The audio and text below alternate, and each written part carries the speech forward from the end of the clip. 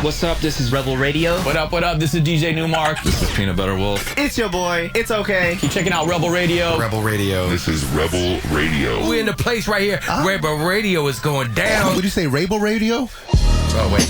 Let's do it again. Rebel Radio. What's up, Rebels? Welcome back to Rebel Radio, the weekly show where I bring you the rebels who are shaping our culture. I'm your host, Josh Levine, and today I have a very special episode for you. My guest is one of my closest personal friends and one of my most important collaborators throughout my career. Raymond Roker is the producer of the new Coachella documentary, which you can find on YouTube. He's the head of content at AEG and Golden Voice. He was previously the founder of URB Magazine, which is where I had my first job out of college. We talk about that a little bit in our interview. And we co-founded the agency together that is now evolved into the one that produces this podcast. So we have lots of history between us. We get into a few of those stories. There's a lot more. Maybe we'll revisit some of those someday. But Raymond, it's a great interview because he shares with us some of the tremendous ups and downs he's had in his own career, and really gives us insight into the idea of reinvention and what that means for businesses, what it means for individuals. He also gives me a theory that I've never heard before about the idea of seasons in business and how you have to anticipate that, prepare for it, adapt to it, all of that. Really cool insight that is new for me. We also talk a little bit about him giving me my first sort of career break when I was working at URB, and this idea of proximity, which is putting yourself in situations that will allow you to succeed, even maybe if you don't know where that road's going to take you. It's a great interview. I'm excited to share it with you. Let's get into it right now.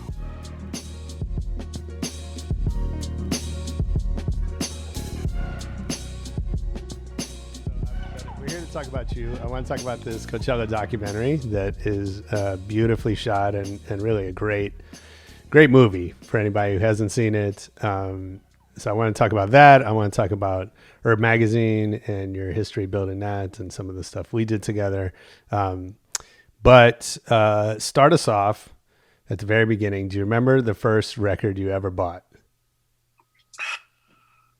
Like actually bought. See, that's the tricky thing. Bought or like. So you chose it. Got. You chose it.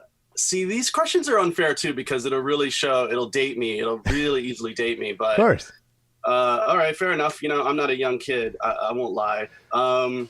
First record was. There were two of them. One was Lip Sync, Funky Town. Great.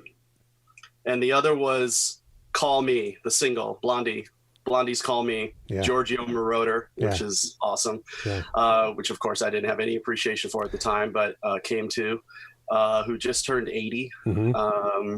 But yeah, those were two records and I got them from a radio station, like, you know, one of them called in or something. Oh, that's cool. You know, got to pick them, got to pick the records sort of, nice. I mean, at least in my mind, I made that choice. I know that I love those records, and I'm sure that those were ones that I was trying to get. Yeah. Beyond that, I got records for my mom because she had some around the house, and I reached for certain ones that I sort of made my own. She had a album by Three Dog Night. It was kind of like Three Dog Night's greatest hits. Mm-hmm. They had that song Black and White, which I still love to this day, and a lot. Songs, but that was one that I pulled into my collection. She had The Wall. She had Pink Floyd's The Wall. I pulled that into my collection, sort of like took ownership of it. I don't know, when I started buying records, when I bought records was more like hip hop era. Okay. So that's, like when I had like money to actually go and buy a record. Run DMC's first record was probably the record that sort of, I would say that record sort of set me on a path. Mm-hmm. Like that was the first album. Hard Times, It's Like That, Rock Box, which was like Incredible. That when I heard Rockbox, it all came together for me. Like when I heard that record, what it was like I was into rock. I was a heavy metal kid. I was like, I was a bit of a metal. We would call them stoners back in the day. I was kind of like hung out with the kids that smoked weed and listened to metal, and I was big into Black Sabbath and Led Zeppelin. And to hear that with hip hop, it was all I needed to sort of get that hip hop was going to be this sort of innovative force in my life. And, from there, the rest is sort of history, as they say. I think in the months and years followed, I just went deep and started listening to all the mix shows and recording K-Day mix master shows and, pushing the tape on. We'd leave the house, go F around on Saturday night. I'd press record, come back hours later, I'd have this mixtape of the shows. And, Sure. I mean, that's great. And, I know you're a bit of a music historian and anthropologist like I am. And I think, when we talk about hip hop now, we talk about Rakim and Jay-Z and these icons. And I think that Run DMC is not forgotten in that, but people that aren't our age and weren't there don't realize the impact that they had, right? And there's a great record. If you listen to the first Ghetto Boys album, they have this song that's full of shout outs, and they shout out Run DMC, and they say something about they saved the music when it was about to take a dive. I forget exactly how they said. I think Willie D. And that's the thing, right? Like when they were the first superstars. There's no doubt. They were the first rap superstars. They were, but it was at a time when that was all about breaking, and it was this electro thing, and you had the disco and the electro, and that was hip hop, and there was this whole thing about it. Is that a fad or is it going to last? And then all of a sudden, Run DMC came out. There was no disco. There was no funkadelic, suits, right? It was. And the music was very stripped down, and that was really the invention of hip hop as its own sound. Yeah. And because they had every element, they had the dress was something that was could be replicated in the hood. Right. It reflected the hood, but it could also be like adopted. Right. Yeah. But it also wasn't borrowed. No laces, like all this, the jeans, the denim, the leather jacket, like it was all stuff you could get down the street. It wasn't like a costume. Right. I mean, it was an outfit, but it wasn't a costume. And the beats were street beats. It was sparse. It was hard. The lyrics were relatable. Plus they had the DJ, Jam Master Jay, that centerpiece of their whole thing. Yeah. And like everything about it was just iconic. And then of course, things like Aerosmith and Walk This Way and like the stuff they were doing. It revitalized Aerosmith's career. And it obviously changed the whole movement for hip hop and for those guys. They did a ton. It was hard to measure. Yeah. So it also brings up an interesting thing about you. And so, we met, through URB Magazine, which you started and built, and had this, really interesting perspective on music and culture. Yeah. Which was non-genre. It wasn't genre-less, but it was genre fluid, I would say. And that's a good way to put it. And knowing you, and even hearing you talk now, like, so are you. And obviously the magazine was to some extent a reflection of you. And so am I. And a lot of the people in our friend circle have had that. And it feels like now the world has sort of caught on to that in some ways not. Yeah, I think a lot of things happened. I feel I know where you were going, so I'm going to jump in with an answer. Please. I feel like a lot. So 100%. When I started the magazine, I started with a friend that I was working with at the time, but my friend Mark Bankin. So Mark brought how to do a magazine to the table, and I brought what the magazine should be about to the table. Cool. He had a concept for what it should be about when we met. We were both young, and I said, I like the idea of doing a magazine. I don't know that I want to do it like on that subject, but what about this? And this was all about like underground culture and pre-raves and speakeasies and stuff that I was into, and music, obviously. But the musical tapestry of the magazine was 100% personal. It was not at all like a focus grouped consideration. It was super personal. So I had no notion that it was going to be anything other than like an exercise of like promoting the things that I loved and like the things that I felt like the community around me would support. Mm-hmm. But the vision of electronic music being on the same page with hip hop, I mean, it didn't feel weird at all, right. But it was a fight from the minute we launched. It would be some ways a pronounced fight, like people that really thought that they had no connection or shouldn't be under the same roof or would, electronic fans or, dance music fans or underground music fans at the time would talk shit about hip hop, mm-hmm. and vice versa. Hip hop kids didn't think that there was anything valid about, and I used to get pleasure just from having that debate, because I felt like, what are you talking about? Like, no, it never felt like an authentic argument.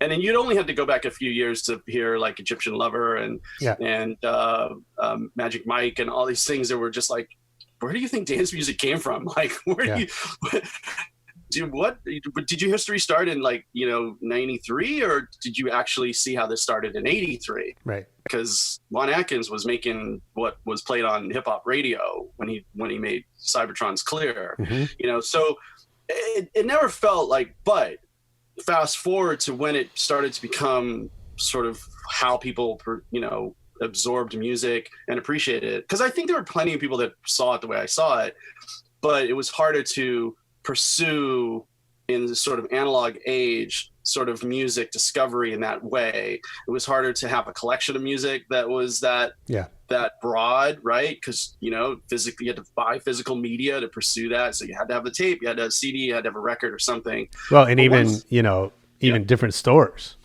Different stores. I used to have to go. I had to go to Prime Cuts, and then I had to go to Earl's. What was it? Shit, now I forget the one down Slauson, and buy like the hip hop tapes. Or B-Boy Records, our friend Chino. For sure. I used to go, and I mean, you talk about going back to like in the 80s music discovery. Then it was really about like, you didn't even know what you were hearing, right? Because you would just hear it on a mix show. It's like there was no like play it and say it kind of thing. It was well, what did you hear? Yeah. So again, not to languish in the Stone Ages, but like when the MP3 culture came in late 90s and early 2000s, that is when I think it made everybody's secret habit of listening to like embarrassing stuff became easy to do under your headphones and easy to just pull up and sample, and you didn't have to buy a whole record to hear that one song that you like from Hall & Oates or whatever. Mm-hmm. And so I just think the blending of music became instant and guilt-free and fun.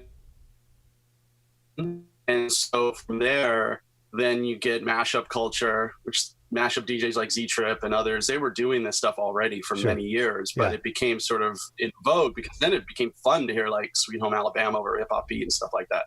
So I just think it was almost like eventually vindication, but it was also just an accepting of what was just reality for most people. I think that most people that truly love music do love a lot of different things. Mm-hmm. It just wasn't an easy place to align yourself in a broad spectrum back in the day. And when you and I were like in, high school and junior high and stuff, it was all about tribalism. It was like, jocks, surfers, stoners, the oddball kids or the goths. And like everybody like kind of had to pull together into a certain like silo to survive. Absolutely. And I wonder,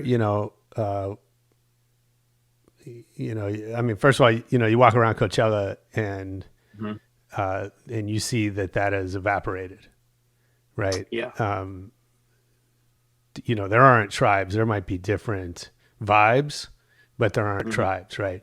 Largely because they all paid to hang out together, which is the opposite of what you would do, back then, right? You would, it'd be the other way. You'd be like, whatever they're doing, we're not going to go do that. It's very hard. Yeah, that's pretty absent. Even though, like, you may say, "Oh, that's a pretty hardcore EDM kid. Like, he's been in Sahara for 6 hours a day for 3 days." But I bet you Travis Scott gets on. He's but he's also willing. He's also willing to associate himself with something that also appeals to people that are not like him, which is a fundamental difference, right? Like, and so. It's not a battle anymore. That's the thing. It's not a fight anymore. It's not. I mean, there's other fights now. There's other debates over quality of this current music school versus 10 years ago.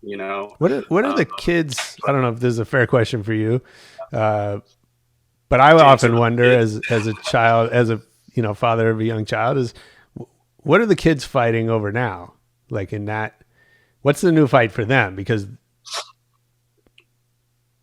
that's all changed. I mean, my girls are too young. They're just fighting over attention and toys. I don't see, my sense, at least from like what I read in the threads or in the snarky comments and which ones rise to the top, have to do more with, it's funny because in some ways they're fighting the same fights that were around 20 and 25 years ago, which is like, legit, is that legit, is that underground, is that believable music, is it quality? But I think it aims a little less at the musicians and a little bit more at sort of like what they perceive to be sort of like corporate culture, or what they perceive to be sort of like the man, or some sort of overarching attempt to co-opt them or co-opt a culture. So, they'll attack a Coachella, or they'll attack,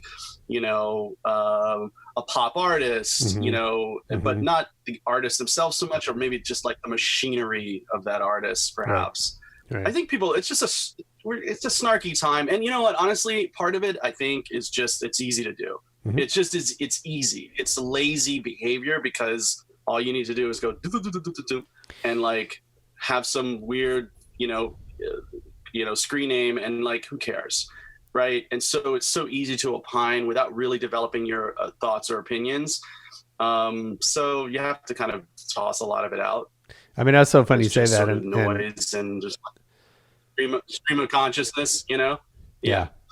Anyway, it's. I was gonna say it's fighting about. Ultimately, it's deeper than perhaps. I know that I know, and it's not my purview, nor is it our responsibility to really sort of, figure out, because I think that's presumptuous to sort of like, I always like download like everybody, the latest sort of like Gen Z study and this and that. Half of it's so obvious and apparent, and then the rest of it is such conjecture and nonsense, and like literally sort of making the case for something that was like a year ago and is probably on its way out. And it's not.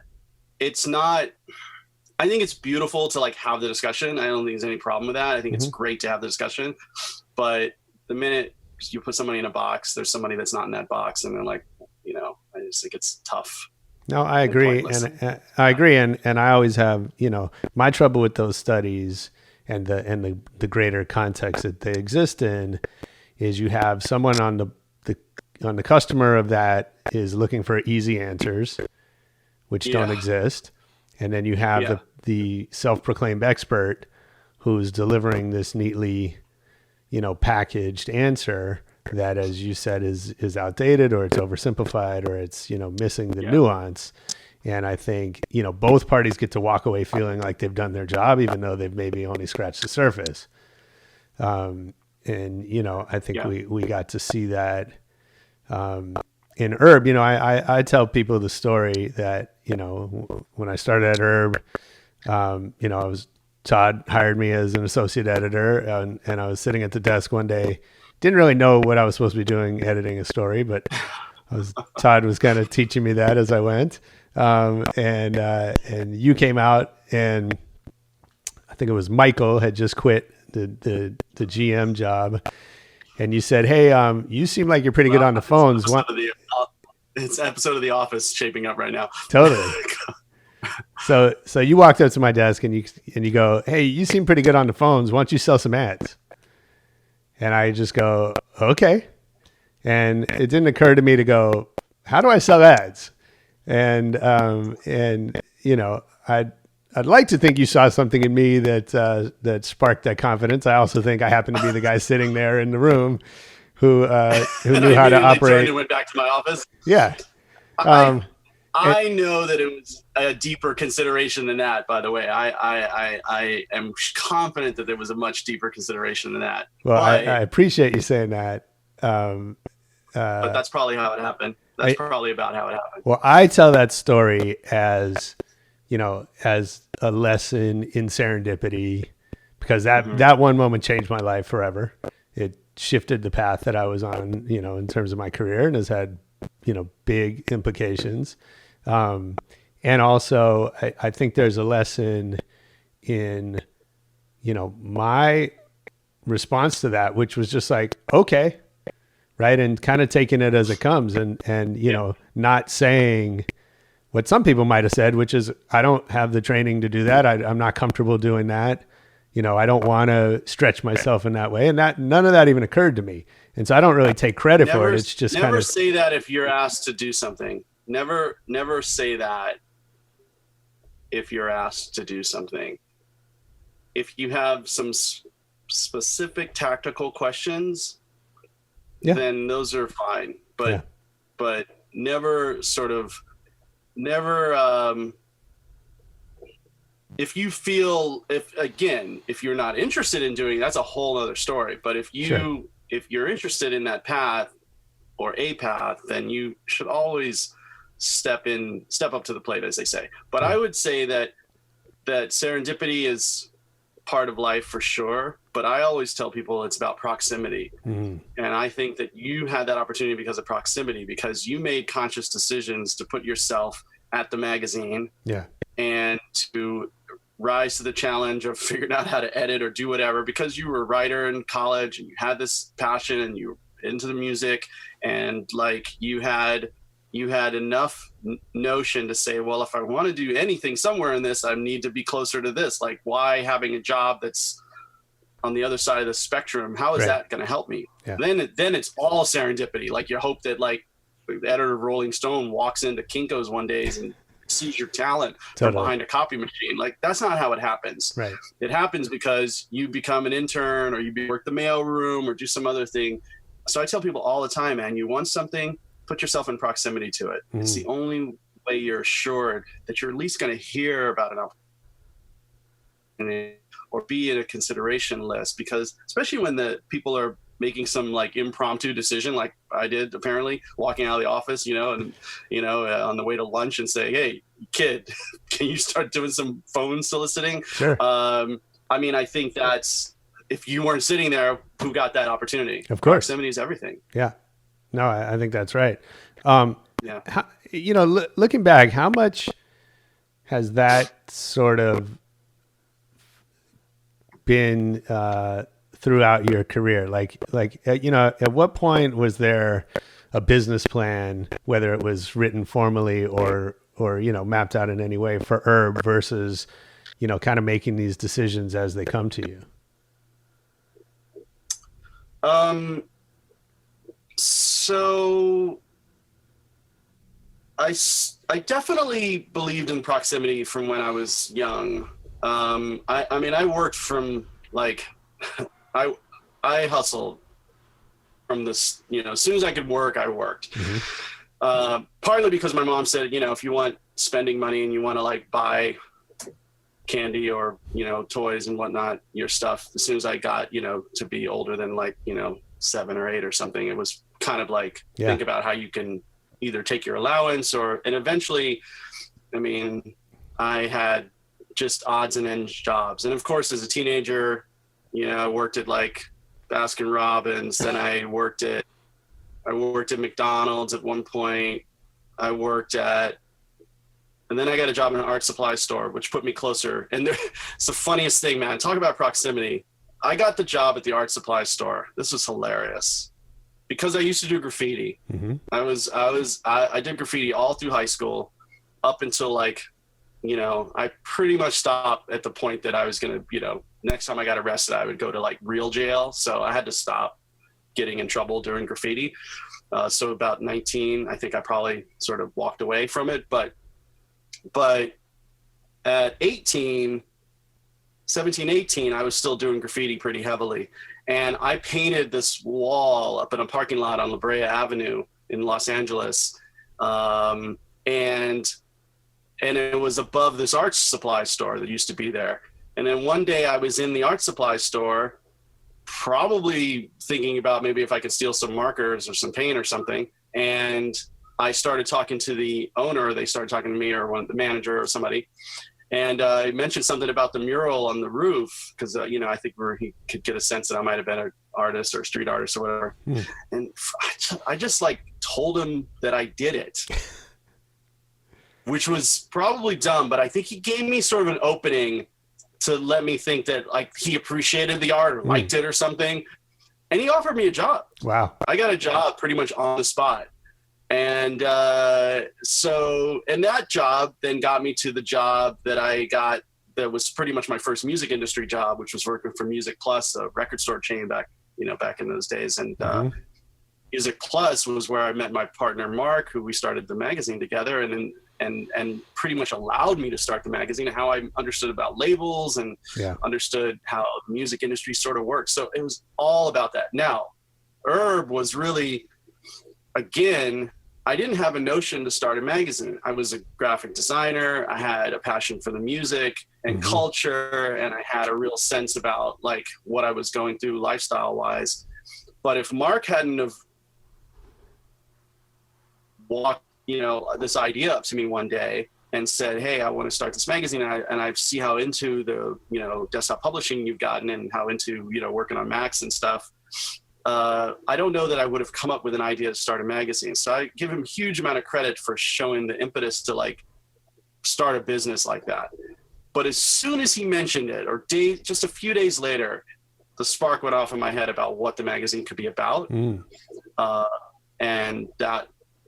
From there, it was pretty singular vision of like what we could go and create. And he bailed after the first issue. Oh, wow. He got, he had recently gotten married. He got married really young, and he realized that his passion for the storytelling that I wanted to do was not the same as mine. Yeah. And that I kind of already picked up the ropes of like doing a magazine, which was far from true, but that I, had enough sense about learning already what he had done. And he told me, I remember we were in the car driving, and he was like, "I think I'm gonna, bail out after this issue." I'm like, "Are you kidding me? Like, what the hell am I gonna do? I don't know how to do this. We just started a company like 5 months ago." And that was all good though. I mean, from then on, from like, the beginning of like after the first issue, it's pretty much, my company, and then hire people to work alongside me, yourself included, for the years to come. So it wasn't a plan, but it became very clear in my mind, almost. And I think that's almost like, I don't ever say that I am the idea generator of all things. Like I never. And that's why ideas, I think, are, everybody's got ideas. Totally. And I think execution has to pair up with an idea. And I think in my case, I didn't come up with the idea to start a magazine, but I definitely came up with the idea of what it should be about. But then along the way, many of the evolutions of the magazine were driven by all sorts of other forces. And it was then hearing and appreciating what those forces would say, and then contextualizing them and realizing the value and maybe what I'm being told. And sometimes immediately, sometimes weeks, months later, but at some point making it part of the machinery of what I was doing. And that's proven to be successful. Yeah. But you don't have to necessarily be the person that's always thinking of, the most incredible concept. You just have to be a person that knows how to listen and knows how to put things into motion. I mean, I love that. And I think, I want to highlight a couple of things you said. One, I was having this argument yesterday, many times recently, I think, just given where we're at, people are flush with ideas, or they're rushing to find ideas. And, you know, I was arguing with somebody yesterday about whether they should go share their ideas with people and talk about them before they're ready. And like, is someone going to steal them? That kind of thing. And I'm of the mind that, you know, you give your ideas away as freely as you can, maybe with some guardrails, but for the most part, you know, you need the energy and the momentum to carry you forward. You also need feedback. Right. Because ideas start out in your head and they're unfinished. And until they see the light of day, you know, they can't really be complete. And exactly what you said, it comes down to execution. And I'm like, if I can think of it, someone else can think of it. Right. And they may not think of it the same way I will, but it really comes down to who can pull it off and whose style of pulling it off works better. Yeah, I was obsessed, and I know we're talking a lot about URB, and the founding was many years ago. However, a lot of the tenets I don't think are any different today. I think you talk to any startup founder and they'll probably tell you a very similar thing. But I was obsessed with the belief that someone else was going to do this before me. Right. Once it got into my head, that we were going to do a magazine about the underground scene in LA. And at that point, we were really just thinking about Southern California, LA, but we knew this music was coming in from all over. So essentially it was going to be a broadly focused magazine. But the minute I was like, I look around, there's a lot of other, you know, kids going out to these events and like listening to this music, and why is no one else doing this? It all came down to anybody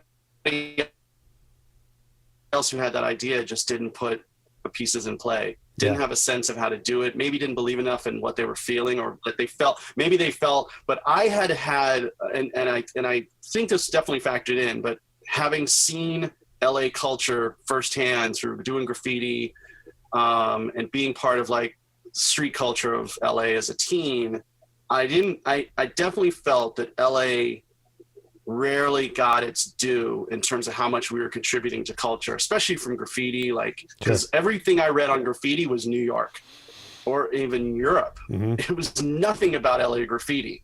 You know, it was like the rarest little clips in like an article here and there. The LA Times wrote about us, wrote about other artists, but like all the books we revered were all about New York artists and even European artists. So I had this notion that like, if LA doesn't speak up for itself, it doesn't happen. The movies make it happen, but that's a certain LA. But in terms of like the underground LA, that is always sort of like second fiddle to the rest of the world. So I was committed to showcasing things in a real way. And so that was what drove me to feel so confident, like if it's one, needed to happen, and two, that, you know, I could be a part of doing it. But yeah, my concern was that it's just an idea at this point. Right. No one's got a monopoly on that. That's right.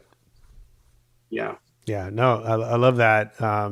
Something else you said, you know, you said almost from the beginning, there was this conflict, right? About, you know, crossing genres. You know, I know in the years we worked together, there was always somebody unhappy, right? Whether it was, you know, clashes with writers or editors over, you know, whatever thing, or who's on the cover, or there's too much, you know, I'm sure you had the same conversations, but, you know, my hip hop friends said there's too much, you know, rave. And then my dance music friends said there's too much hip hop. And I think that's, we had a cover you'll have to put in. Yeah. Sorry. Go ahead. Yeah, no, we had a cover you'll have to put in as a graphic, you know, that was like epitomized that. We did it in the early 90s. It was just almost to answer the fact that, people are yelling at us from both angles, saying that like, we're too much this, we're too much that, our scene's better, and blah, blah, blah. Absolutely. Yeah, there was a lot of that. And, you know, whatever reason, there was always, like I said, someone unhappy. I think now, you know, now you work with Coachella, which is very much the same. There's always someone who hates the lineup, and someone who loves it, and someone who feels like it's jumped the shark, and someone who feels like it's the best thing ever. And,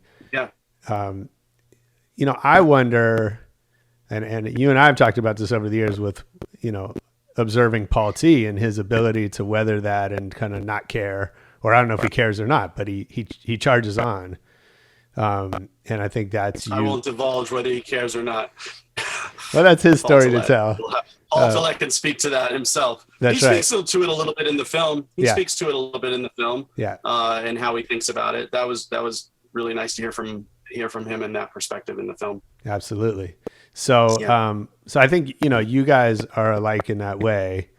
I wonder, did you always have that sort of that ability to not care or to press on in the face of, that type of criticism, or did you develop that along the way?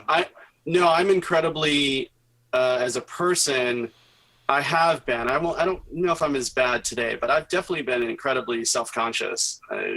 As a person. No, I don't know if it's being a tourist or if it's just being an only child or if it's growing up mixed. I mean, whatever it is, there's a bunch of things that are probably conditional in there. But no, personally, you say one wrong thing and it's gonna get me to either like fight or flight. Okay. That said, when it comes to something that I really, and maybe this is it, it's about, maybe it's easier to be defending of something that isn't yourself, Right. So when I think about the magazine, which was a personal vehicle, but it was also like a broader mission that was well beyond me, right? And if I think about Coachella, my defense or my ability to deal with those criticisms comes from a place of confidence and knowledge and not conceit, but really like, one, I've heard all these arguments before. Like I've been around. So like nothing you're saying is found observation. Rarely, right? Occasionally someone will say something and be like, that's pretty deep and you're totally right. And we've either, considered that and it's a weakness that maybe the show has or we have or whatever. And that's, great. Like we should have the discussion. Mm-hmm.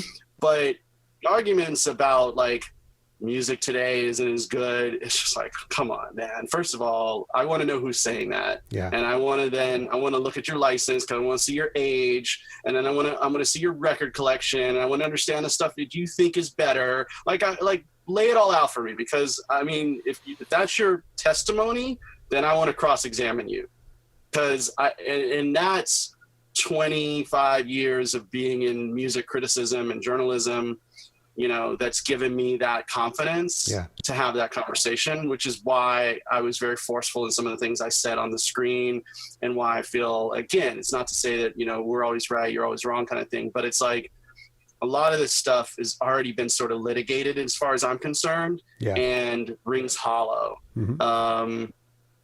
And I think, and frankly, I welcome those conversations, because I think there's always granules of truth and misconception and all of that stuff. And so I love to have the conversation, because I actually think that's part of what makes it really interesting. So if people want to talk about, how Coachella in their minds hasn't been diverse enough,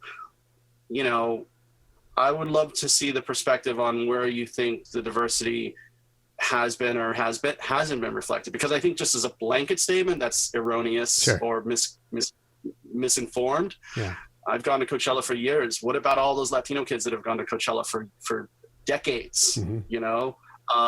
What about all the Asian kids and mixed kids that have been part of Coachella's history for many years? Are you outright saying like they never showed up, or was the percentage that they showed up not at the level that you consider to be diverse? I mean, like, what are we really talking about here? Now, if you're talking about, is Coachella been the place for representation as much as you would have liked to have seen over the years? I'm the first to say, in fact, and you say it in the film, hasn't been. Mm-hmm. But that was less by design and more by just the forces of culture at play in the broader public. I mean, hip hop in 2004 and 5 was not what hip hop was in, 2014. And so I think Coachella is both a reflection of good and bad in culture and in terms of where people are at. And I think that's just the reality of anything, but I've seen things I've seen things through cultural lenses for, several decades now. And I could think about how painful it was to look at representation, on MTV in the 80s and in the 90s.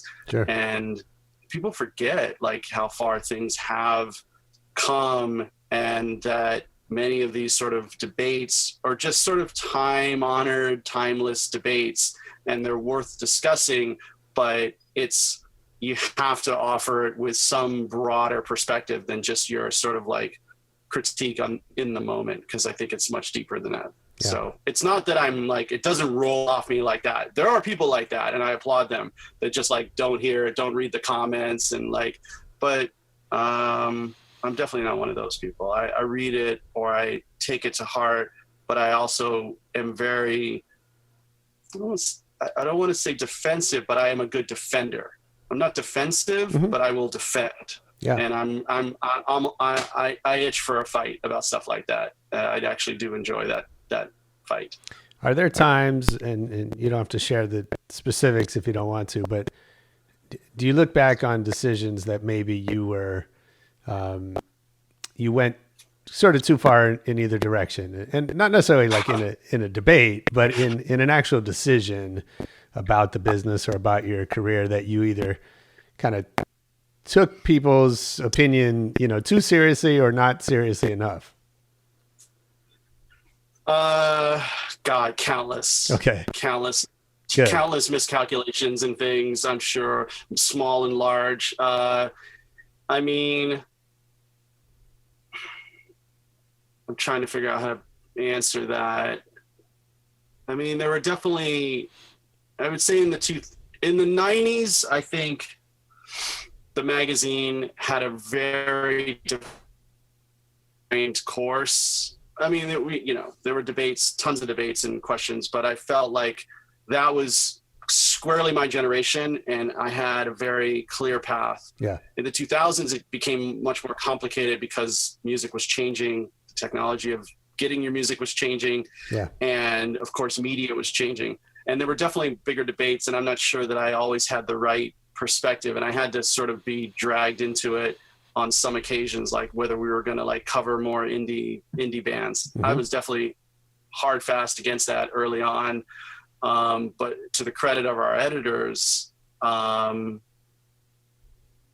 they convinced me of the validity of certain artists, and then things clicked. But again, like the idea and the genesis doesn't and hasn't been with me, right? In many cases, but once it clicked in, I'm a believer. Then I'm on board, and I'm drinking the Kool-Aid, and that's as good as anything for me. That's as good as whether I've invented the religion or adopted the religion is all good once I'm on board.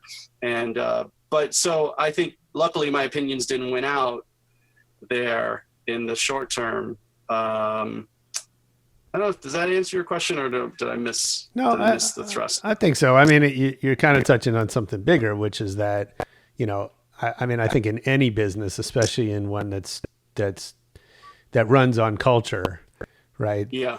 There's an inherent challenge for all of us, because the nature of culture is to change, and the nature of business is to not change, right? And corporations are set up to maintain a status quo.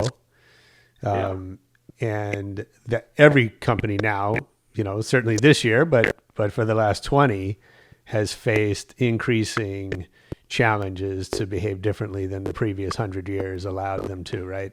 And I think you were in this real microcosm of that, where, the magazine business, the media business, the music, both the business side and the music itself was all of a sudden changing at a breakneck pace. Yeah. And that's really hard to adapt to. Well, yeah. And people need to respect seasons, and seasons don't last forever. Scenes don't last forever. I mean, most great scenes are like 5 years. Right.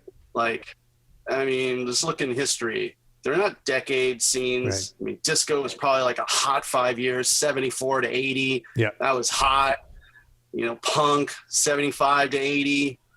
like electronic music. It's probably like, the real hot phase of electronic music, 94 to 2000. Yeah. I mean, that's the beauty of it in some ways, right? And so anything that can span more than one season, pretty rad in my book. Right. That's why I think Coachella is pretty incredible. That it spanned 4 or 5 seasons at this point, right? And so I think that is, but again, the only way you span seasons is you evolve. You can show me something in history that has spanned more than one season. I'll just throw that challenge out there. Show me something that has spanned more than one season that hasn't like evolved in really profound ways. I mean, I can't think of what that would be. Me neither. Well, call in if you have an answer for TV, all these things. Yeah, call in if you got that answer, because I'd be very curious. But and I don't even know that I appreciated that when we were in the trenches. Right. I just thought, because in some ways, when you're in the season, of course, in your minds, this is the future. This is going to be what culture will be. Yeah. But anybody who's actually got a rearview mirror and has passed through some seasons appreciates the fact that you got 5 intense years of when things are going to really be interesting. Sure. Even hip hop in its recent incarnation, there'll be this season of sort of like which some people slag, this sort of mumble trap era, 5 years or so, and things are already starting to kind of move out into some new places now, and it's fascinating to see where they'll go and what'll sort of take hold. But yeah, I think navigating that is one, a very sort of presumptuous thing to do, to navigate that and to sort of feel that you'll have a stakehold, in the coming. You have to earn that place in that next season for sure. You don't just get to pass gracefully into the next season. You've got to earn your place, and we had to do it. And I think any marketer has to do it. Talk to anybody that's at a company like an Adidas or Nike or digital companies today, like Instagram, Facebook, Spotify. They'll definitely have to sort of adapt to the seasonal changes that'll come every half decade or so, because that's how culture will move. And that is I think you have to earn your place at each stage. Yeah. No, that's right. How it should be. That's how it should be, because it's up. Like, other people should be able to have their moment too. Other companies, other movements, other artists, other festivals, like, should have their place too. So I think it's rare and challenging to keep moving. Yeah, I mean, that's a very evolved perspective, and you're saying like too nuanced for or too like too in the clouds to be reality. No. I mean, I agree with you, but I think that look, if we look at your career, you've had amazing success. But it hasn't been a straight line, right? That like the rest of us, you've had ups and downs, you've had seasons, and then to use the sports analogy, then you're rebuilding the team, right? And I think, having done that myself, having witnessed it more broadly, that transition is never easy. It's never easy to end one season and go reinvent or start the next one.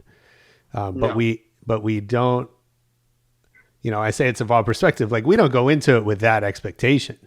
If someone had told you when Herb started getting hot that, okay, you got about 4 years left on this, right? So get there and then be ready for the next thing, right? You would have said, well, that doesn't match my expectation at all, right? Like, no, I'm gonna be the next Rolling Stone or whatever it was, which from the outside, we just see this trajectory that keeps going forever. Yeah, I think from the outside, you can see that. And if you look at my career for real, you see that it's like, it's ups, downs, it's crashes, it's reinventions, it's learning, it's ground floor stuff. But what I've had to bring along with each one of those incarnations or redevelopments or pivots, in the digital parlance, has been about relationships and a certain level of, trust, and I mean, really, that's really at the core of it. Like I always tell people, like, you know, do your best not to burn bridges, you know, because you're gonna come across people again in your life, I assure you, and they're gonna be in a place. One, they may be in a place of need, and you're going to appreciate their humanity more than you do now, right? Or they're going to be in a place of power, and you're gonna, you know, you're gonna be happy that you're not on the wrong side of them too. Yeah. So I think that's, but yeah, I mean, you know, in 2008, 2009, I mean, we folded our magazine in 2009. It was like a hellish period. I wrote about it really, you know, briefly, I guess, in a blog recently, post on Instagram, but like I had to fully sort of move from there. You know, there was stuff that I was doing in that space. There was still notion that I may do this or that with the magazine, but truthfully, I had to figure out what was going to be the next thing. And that's when I got into video and decided that essentially I was, you know, I didn't say I'm going to be a producer, but essentially I became a producer, which was not very different from what I was doing with the magazine. It was just different technology. Yeah. But I had to, like, you know, I had to fake it till I made it, because I didn't really understand it. And even as I was doing it and getting paid to sort of do things in the space, I was sort of learning as I went. And now I know a lot more, but I sure as hell don't know a ton. But I had to start, you know, and it was really humbling. It was very humbling. But that's about the, you know, I had to earn my place in the new era. Like that's just incredibly important. Anybody who thinks or feels that they're entitled to that next phase is deluding themselves and is in for a rude awakening. So humility is the only way to handle it. It's the only way to sort of find yourself into that next era.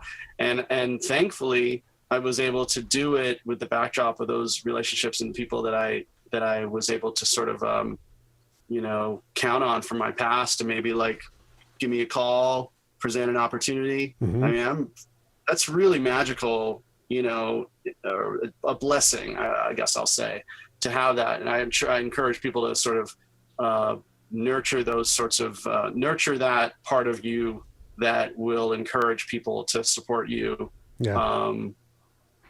in the years when you need it more than you think you need it today. Yeah.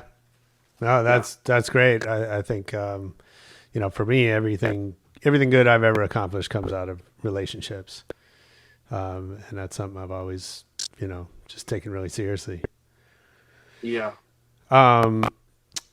So talk about that. So, you know, that road brought you to Golden Voice and Coachella. And, I'm curious, and you know, in the documentary, it talks about the importance of herb early on in that. And I remember our breakfast with Paul at the Mondrian, where he shared. You were very much a part of that. You know, he shared the vision and so I'm curious now, though. You know, obviously, Golden Voice AEG is this massive company, very different culturally than you know what you had built on your own. What are the lessons, the things that you have brought with you from that experience that are most valuable now? So like brought from my past experience, kind of entrepreneurial experience, running my own show. I felt like I landed at Golden Voice, or, you know, I kind of, technically I worked for Coachella, but I was part of the Golden Voice family by extension. Yeah.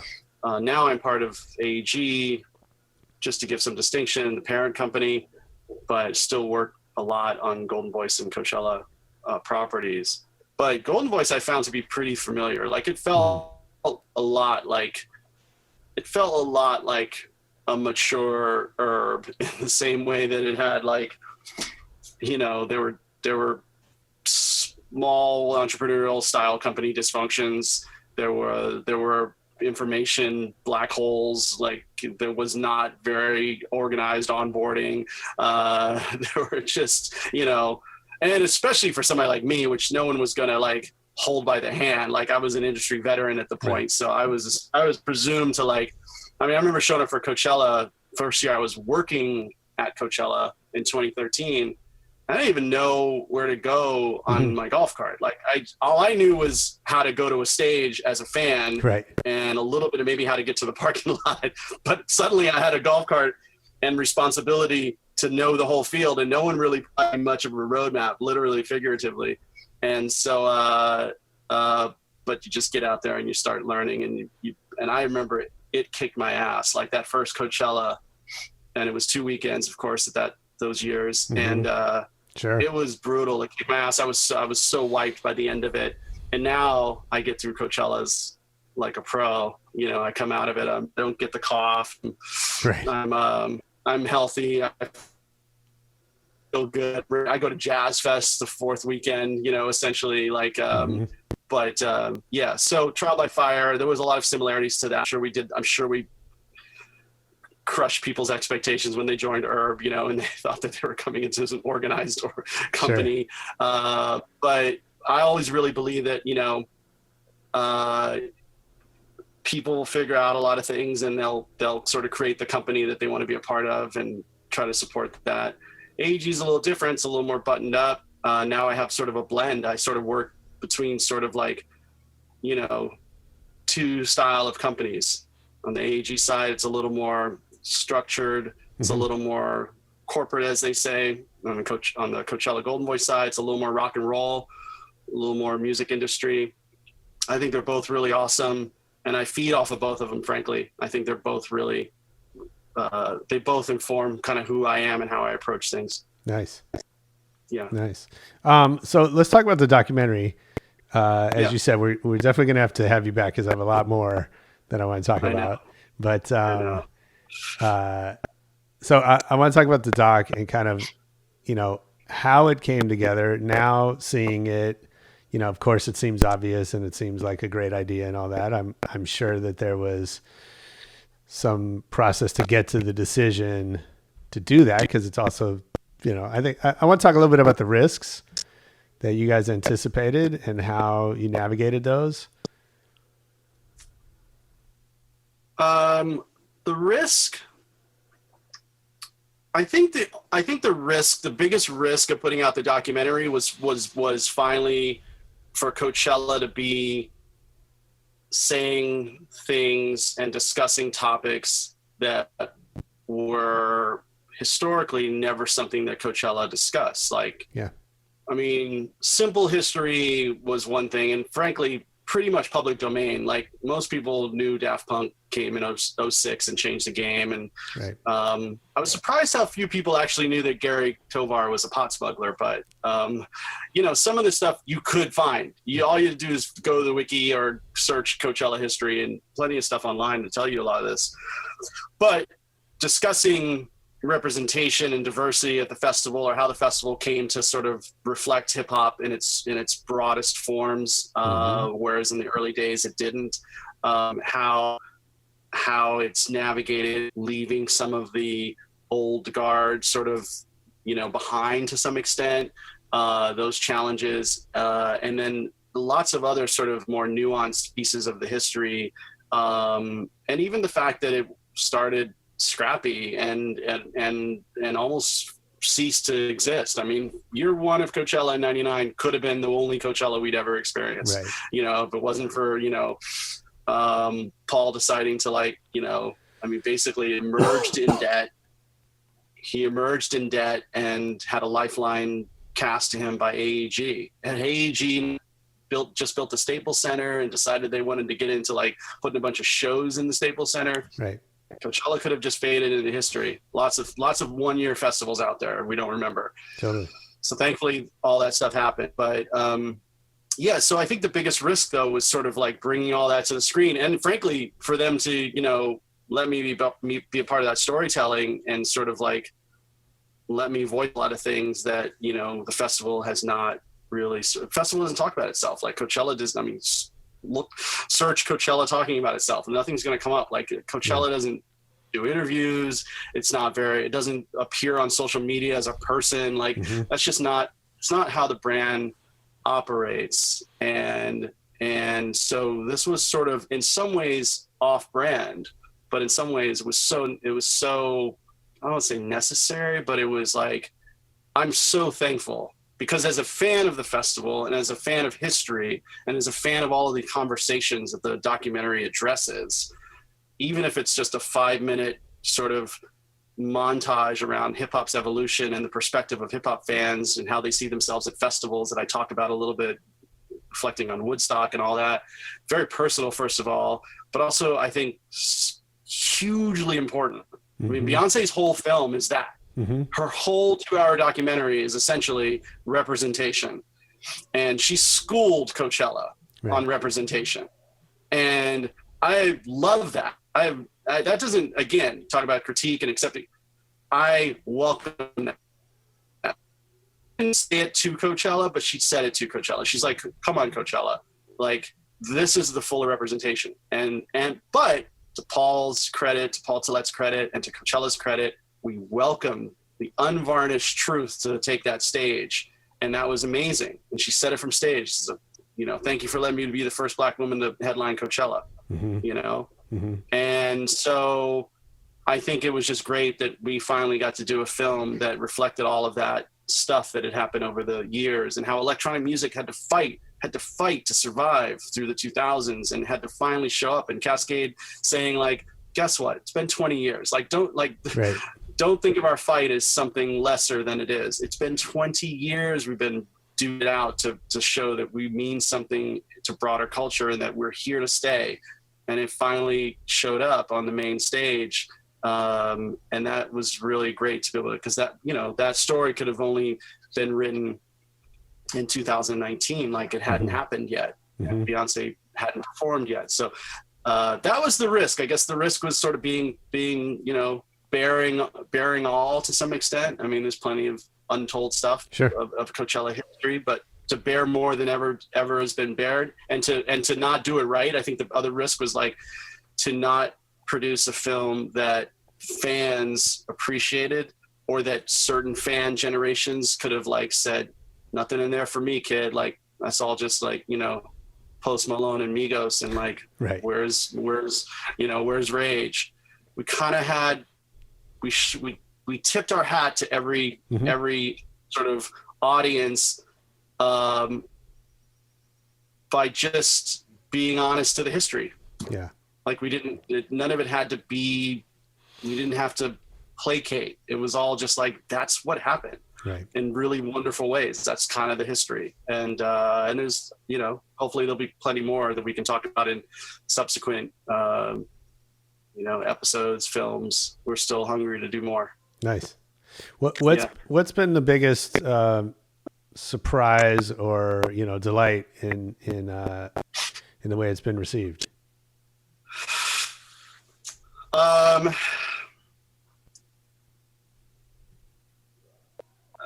There's been several. I mean, before we put it out publicly, it was just getting some really great feedback from very discerning audiences. I won't mention names, but like certain artists that Paul had screened it for, that were like, this is terrific. I mean, certain industry people that have seen a lot, and you could probably argue could be easily jaded, really thought it was well done. But the most important thing was the audience, both in the office, the people that have been part of Golden Voice for many years, that are stewards of the brand and care deeply, deeply about the festival. And then just the anonymous fans that don't owe me or anybody anything. And I just would like read Facebook or YouTube comments, and they were espousing how great the film was and how gave them the feels, and they were talking to other people to encourage them to watch it. Like, that wasn't, I won't say that was surprising, but that was hugely gratifying.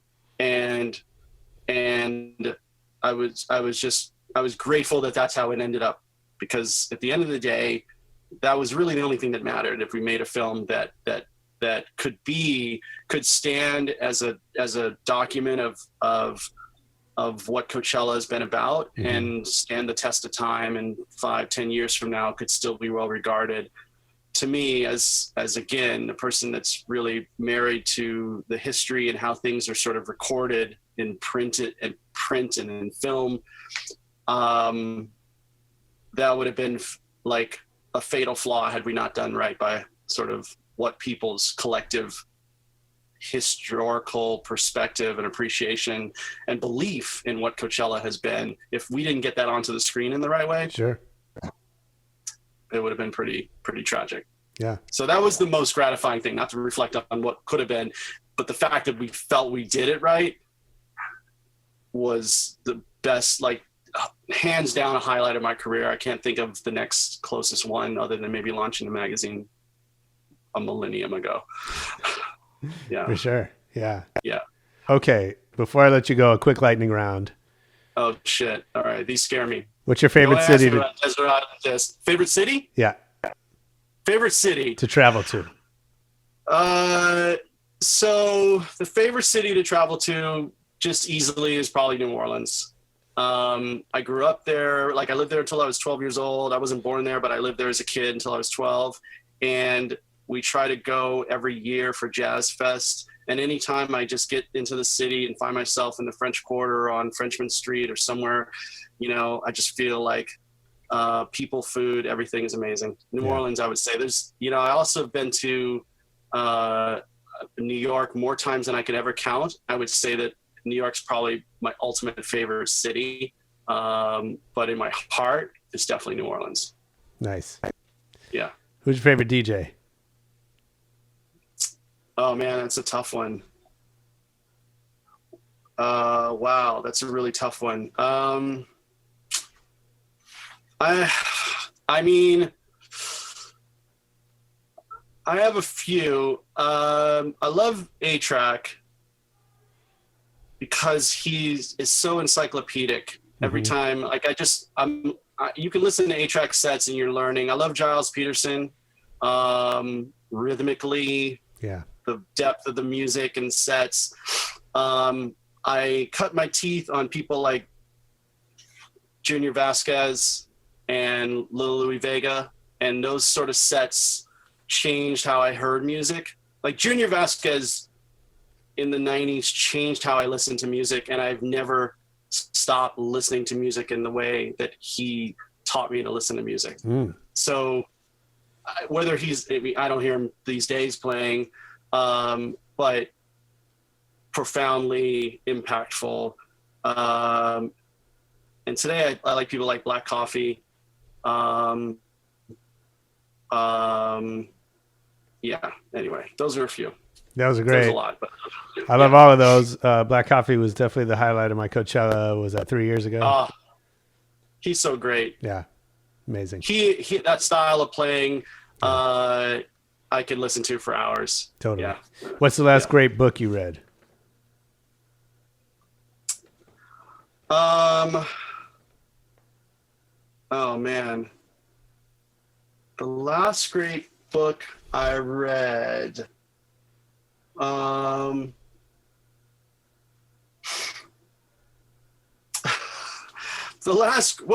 Great's a tough one. I don't know if it's the last great book I read, but like the last book I read that taught me a lot and that I think will be with me for a bit is The Subtle Art of Not Giving a Fuck. Oh yeah.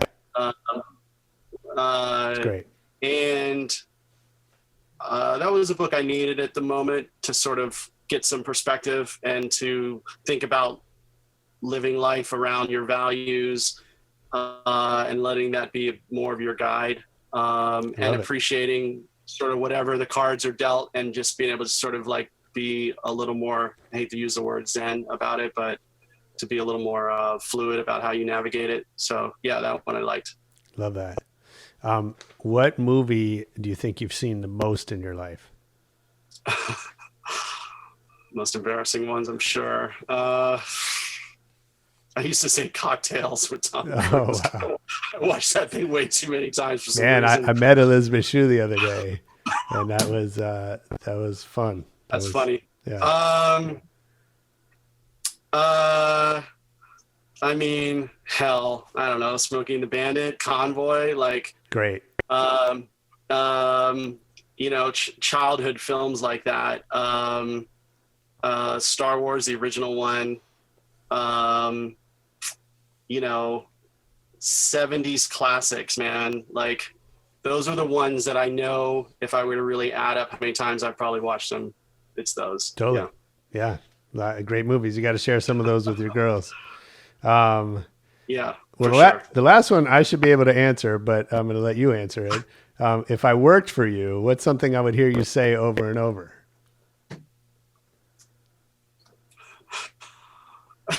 The bottom line is that's definitely something I would say a lot and do say a lot. Okay.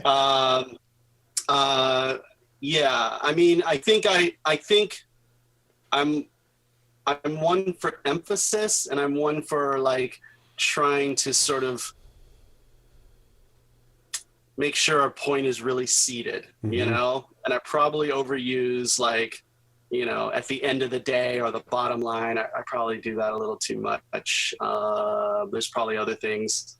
I mean, if it works, nothing wrong with that. Yeah, because I believe that there are overarching tenets on things that you have to grasp, So at the end of the day, or the bottom line is just a way of saying, like, forget everything I just told you. This is the mission, and maybe that should be the first thing you say. But the headline. You have to let people know why you're giving them a bunch of stuff to think about, because at the bottom of the line is that you are in charge with this vision, or you are in charge with this safety or protocol. So that I want people to appreciate their role in it. So I probably do lay on that a lot. Yeah, I mean, as a publisher, you got to give people the headline. Yeah, for like sure. That. Log lines are important. I'm going through a process right now of developing some stuff, and it's just like there is no shortcut to log lines, because they are the discipline, of pulling out what the crux of your idea is. And you can write around, and I can be verbose, and you can write around it, but if you can't get to the log line, then you might leave people a little bit in the fog. Absolutely. Yeah. Absolutely. Well, dope, man. This was so much fun. I knew it was going to be, and it was even better than I'd hoped. I hate to let you go because lots more to talk about, but thank you for doing this. Everybody listening should definitely watch the Coachella documentary. I'm sure most of them probably already have.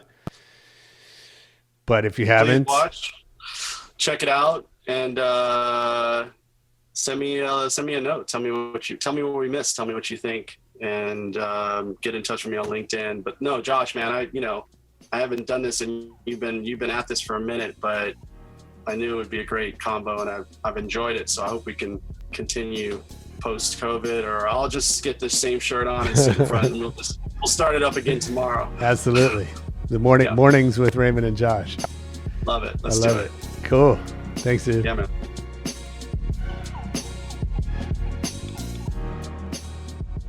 Hey, that was Raymond Roker on Rebel Radio. I hope you enjoyed it. I know I did. Make sure you leave us a comment, a review. Tell us what you thought about this episode. Tell us what you want to hear next on Rebel Radio. Tell us what you're up to. Blah, blah, blah. Most importantly, next week, come back for more Rebel Radio. Peace.